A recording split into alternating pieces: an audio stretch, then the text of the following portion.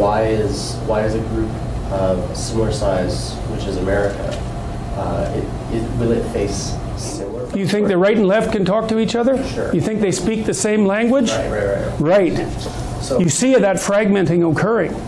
And they really are, not only are they speaking different languages, they really are speaking different languages. It's the right way of thinking about it. Yes, it's very, very dangerous. You know, I think the US worked for a long time, first of all, because it didn't always have 300 million people. It's a lot of people to put under one umbrella. Now, the utility of the American system is that it is a hierarchy, right? There's individuals, families, towns, states, underneath a somewhat loose federal structure. And that's sort of, so it's not a monolith where everyone has to speak precisely the same language. It's got some flexibility built into its structure because it's formulated into components which have a certain amount of autonomy. And so far that's worked sufficiently well. Whether it will, and it'll probably continue to work. I mean, the Americans are a very, very robust people, and they've gone through things that are analogous to what they're going through now many times. God only knows, right? But it's a very dangerous thing to presume that the Americans are down for the count because they have an uncanny ability to rise out from the ashes even stronger than they were before. But you can certainly see the danger lurking. In Europe, that's a different thing. Like, I think the European state is doomed because I think it grew too fast. And it severed the connection between, like, there's not the proper hierarchy of identification. So, and people are saying, wait, Brussels? Like, who the hell are you guys? Why are you making decisions for us? And we don't agree with your decisions. And like, are you sure that Greece and Germany can be in the same place? Because that's by no means self-evident, right? The Germans aren't very happy about it, and the Greeks aren't very happy about it. And one of the rules for making an organization is that it's a lot easier to make a functional organization worse than it is to make a dysfunctional organization better.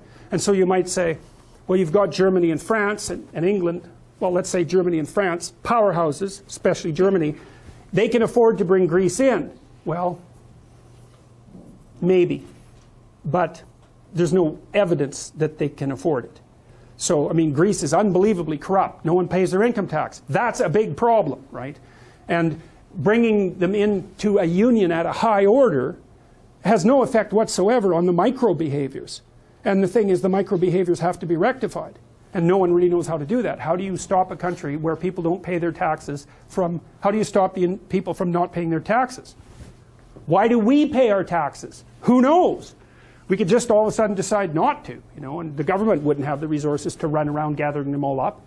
For one reason or another, it's become customary for people in functional Western democracies to pay their taxes. But why? Who knows? It would have been way easier for us just to do what the Greeks did and pretend to pay them, you know. So they're too big, I think.